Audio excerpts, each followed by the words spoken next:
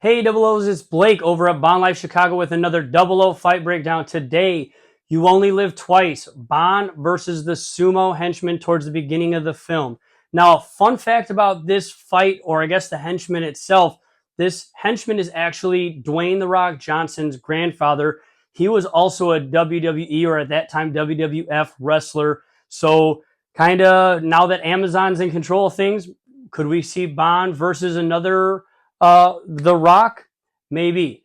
But let's get into the fight. So, because of the size difference, there's not a whole lot of actual fighting.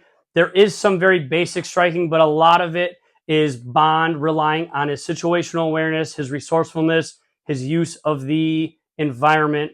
And then I do like at the very beginning, as obviously we're getting into it, he tries to use some wit to get the upper hand using the element of surprise. It doesn't work out, but at least he tried. So obviously he has Bond has impersonated the other attacker. He's put on those really beautiful, goofy white and black dress shoes and the mask, and he's as he gets into the back of the car. He gets carried in by the sumo henchman into the building, and Bond's going to figure out what's going on. As the henchman's going to go check on him, he's taking the mask off, obviously now revealing it's Bond and it's not his partner. Of course, Bond being a gentleman, good evening. And as he draws his gun, the attacker is able to grab that wrist and isolate it away from him so that it's not pointed at him.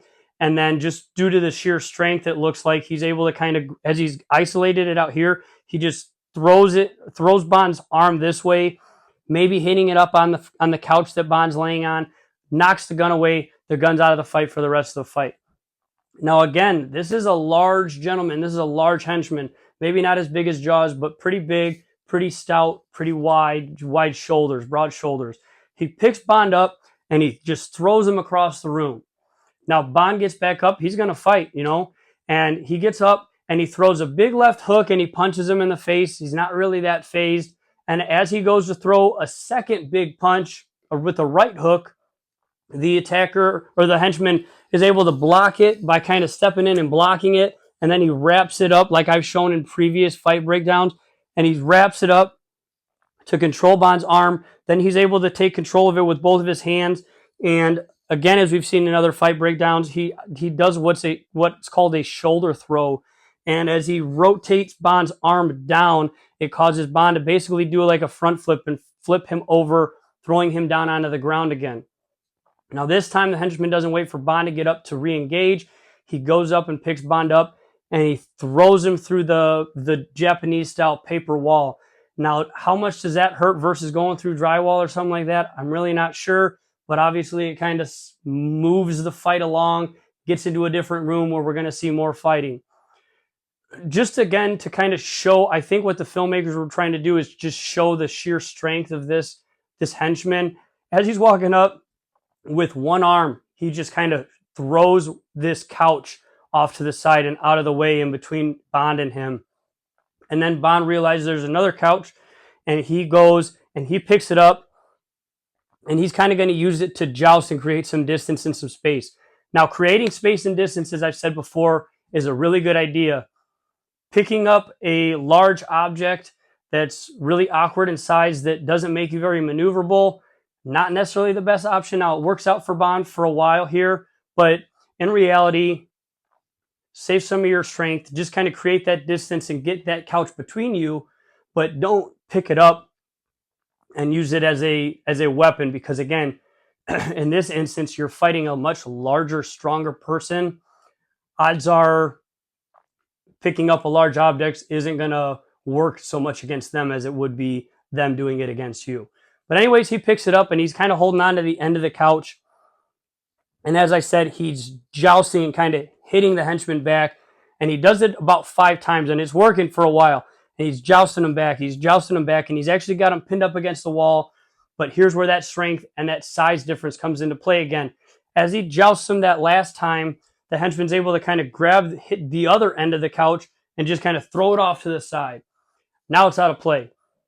Bond's kind of looking around, scoping the room as he's got his back to one of the walls, and he sees that there's a samurai sword there, almost in like what looks like a It's not on display. It's not on a wall like something nice and pretty.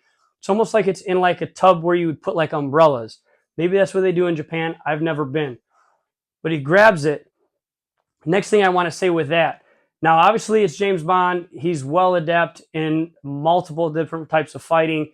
But in the real grand scheme of things, you don't want to implement or invite certain type of weapon systems into a fight that you're not familiar with or that you're not able to use yourself, because ultimately all it's going to do is be used against you.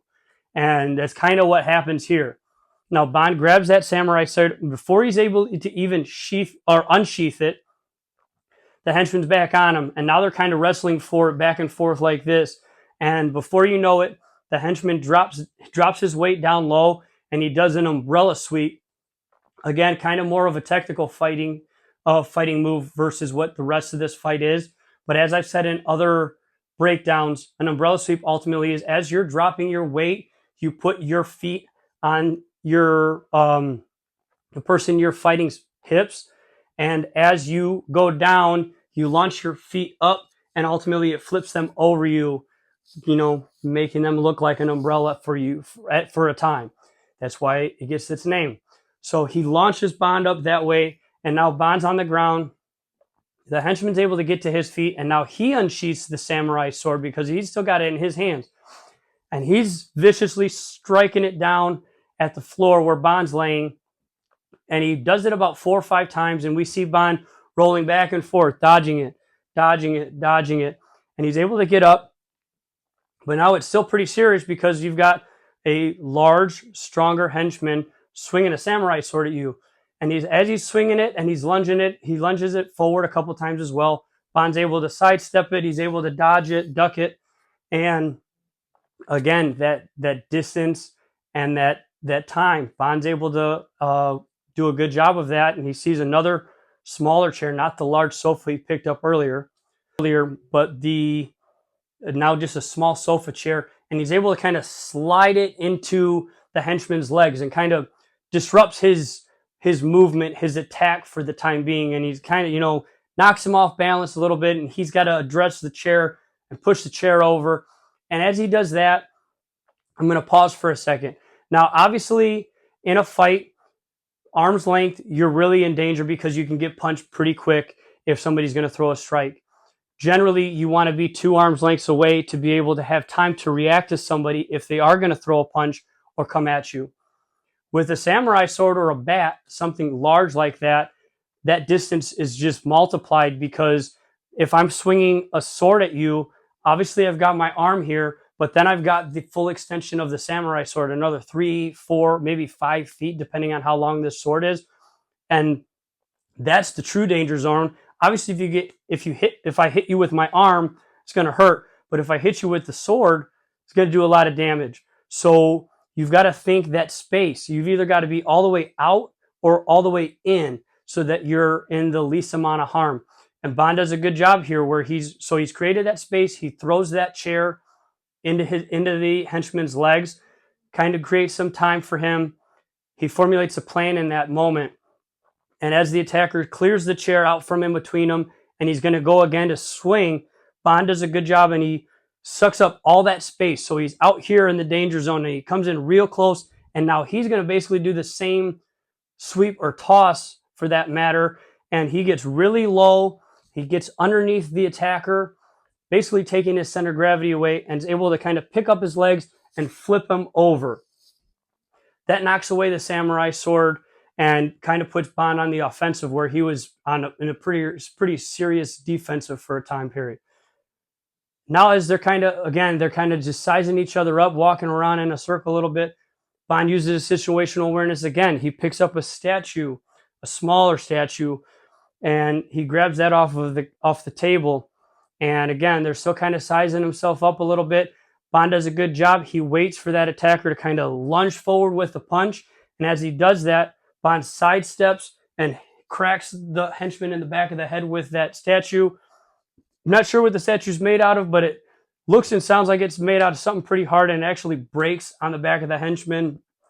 Next thing you know, the henchman is falling down face first. Again, he's a professional wrestler, so he's really good at taking a hit and a fall. He falls about halfway across the floor down, and he, of course, falls partially into the wall that's got the hidden, pretty cool looking bar. And that's the end of the fight. Of course, Bond does a good job of kind of stashing him off into that little bar area, and he cools off. He kind of takes a check down from that stressful fight, drinking some Siamese vodka. Doesn't look like it's up Bond's alley. I've never had it, but maybe it's good. Hope you guys like this fight breakdown. See you guys on the next one. If you're serious about self-defense and martial arts, please find a gym in your area. It's a great way to stay safe. It's a great way to stay fit. And it's a great way to bring a little bit of Bond in your everyday life. See you guys in the next one.